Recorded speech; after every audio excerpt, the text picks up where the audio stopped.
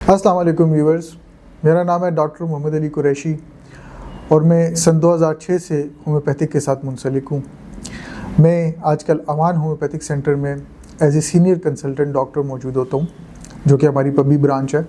ऐसे लोग जो रमज़ान के रोज़े तो रख रहे होते हैं, लेकिन ये है कि वो ये समझ रहे होते हैं कि शायद उनके लिए रोज़े जो हैं उनकी सेहत के भी ऊपर जो है वो बहुत अच्छा असर डालें, जो कि यकीनी तौर पे रोज़े के साथ सेहत के ऊपर बहुत बेहतरीन असर पड़ता है। अल्लाह ताला ने हमें ये जो महीना दिया है, इसमें हमारी जो बॉडी होती है उसकी एक तरह से ओवरहॉलिंग हो जाती है।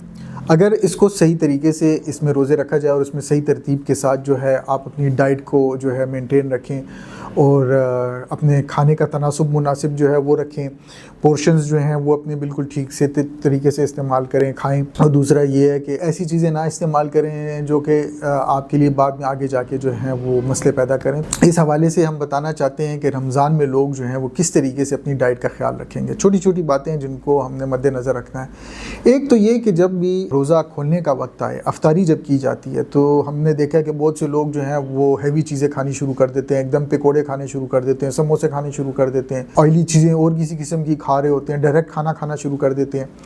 कोशिश करें कि अपना रोज़ा जो है वो खजूरों के साथ और पानी के साथ अफ्तार करें। सबसे पहली चीज़ तो ये। दूसरी चीज़ ये, एकदम पानी या किसी किस्म का लिक्विड या फ्लूइड जो है वो फ़ौरन मत उंडेलें, वक्फे के साथ थोड़ा थोड़ा करके पिएँ।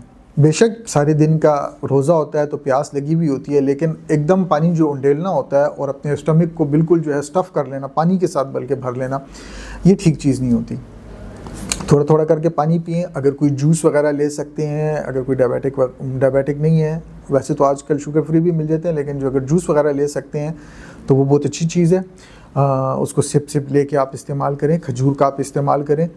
अगर आप कोई और चीज़ खाना चाहते हैं तो कोशिश करें फ्रूट चाट वगैरह या फ्रूट्स जो होते हैं उसको इस्तेमाल करें पहले, उससे आप कोशिश करें कि आप अपना रोज़ा अफ्तार करें। अगर आप खाना भी खाना चाहते हैं तो कोई हर्ज नहीं है, लेकिन ये है कि अपना पोर्शन थोड़ा मुनासिब रखें और एकदम से जो है अपने आप को स्टफ़ ना कर दें। अपने मैदे को एकदम से आपने स्टफ़ नहीं करना, थोड़ी थोड़ी करके खुराक खानी है। नमाज का वक्फ़ा होता है, नमाज इंसान पढ़ लेता है, थोड़ी देर बाद जो है वक्फ़े के बाद फिर कुछ आके खा लेता है। एकदम जब आप अपने मैदे को स्टफ़ कर लेते हैं तो उस किस्म के मसाइल जो है फिर इंडाइजेशन की तरफ चले जाते हैं, बदहज़मी की शिकायत शुरू हो जाती है। कुछ ही अरसे, कुछ ही रोज़ों के बाद जो है वो बदहज़मी की शिकायत हो जाती है, गैस ट्रबल रहती है। अक्सर मरीज़ जो है उसको गैस की ट्रबल शुरू हो जाती है रोज़ों के दौरान, जिसकी वजह से वो बड़ा डिस्टर्ब रहता है। एक और चीज़ ये कि सहरी करते वक्त हमने देखा है कि लोग जो हैं वो बहुत ऑयली किस्म की चीज़ें खाते हैं, पराठे खाते हैं, या बहुत अपने आप को फ़ौरन भर रहे होते हैं कि जी बस मैं भरूं क्योंकि मैंने सारा दिन जो है गुजारना है कुछ खाए पिए बगैर, और ये नहीं सोचते कि वो अपना नुकसान कर रहे हैं, वो फ़ायदा नहीं दे रहे। आपके मैदे को जितनी खुराक आपकी बॉडी को चाहिए उतनी ही सिर्फ आप खुराक इस्तेमाल करें। कोशिश करें कि एक पोर्शन छोड़ के आप खुराक करें। आपके मैदे में भी गुंजाइश थोड़ी सी होनी चाहिए। अगर आप फुल स्टफ़ कर देंगे अपने आप को तो वही मसला होता है कि सारा दिन जो है आपको गैस ट्रबल भी रहती है, आपको बदहज़मी भी रहती है। और कई दफ़ा हमने देखा है पेशेंट जो है वो कहता है मेरा सीना जलता रहता है हर वक्त। वो सीना इसलिए जल रहा होता है रोज़े के दौरान मरीज़ का, क्योंकि उसने बहुत हैवी खुराक की हुई होती है सहरी के टाइम पे। और कई दफ़ा लोग जो है सहरी करके फ़ौरन नमाज़ पढ़ी और सो गए, ये भी गलत तरीका है। कम से कम सहरी आप इतने वक्फ़ा पहले करें, शुरू करें कि आपको थोड़ा बहुत वक्फ़ा मिले, थोड़ा हल्का फुल्का चल लें, एक्सरसाइज भी कर सकते हैं, वॉक थोड़ी बहुत कर लें, उसके बाद वगैरह नमाज वगैरह पढ़ के जो भी आपकी रूटीन होती है डेली रूटीन उस हिसाब से करें। एक और चीज़ रोज़े के हवाले से, पानी का इस्तेमाल। जब आप अफ्तारी करते हैं कुछ देर बाद रात तक या सुबह अगले दिन सहरी तक जो है जितना भी आपको मौका मिले वक्तन फ़वक्तन पानी पीते रहें, वक्तन फ़वक्तन। एकदम अपने आप को फुल ना करें, थोड़ा थोड़ा पानी, आधा आधा गिलास, एक एक गिलास वक्तन फ़वक्तन पीते रहें ताकि आप हाइड्रेटेड रहें। और बाकी जो आपका सारा दिन जो रोज़े में गुजरेगा तो उसमें आपको प्रॉब्लम नहीं होगी, क्योंकि बहुत से लोगों को होंठ खुश्क होने शुरू हो जाते हैं पानी कम पीने की वजह से, गले उनके ड्राई रहने लग जाते हैं। कई दफ़ा हमने देखा है कि चूँकि वो पानी भी कम इस्तेमाल होता है और उसके बाद वो ऑयली चीज़ें भी खा रहे होते हैं, ऊपर कोई शरबत पी लेते हैं, कोई और चीज़ पीते हैं, तो उनको गले के मसले भी शुरू हो जाते हैं। और एक और चीज़ यहाँ पे मेंशन करना ज़रूरी है कि कई लोग ऐसा समझते हैं कि शायद हम रोज़े रख रहे हैं तो अब हमें एक्सरसाइज करने की ज़रूरत नहीं है।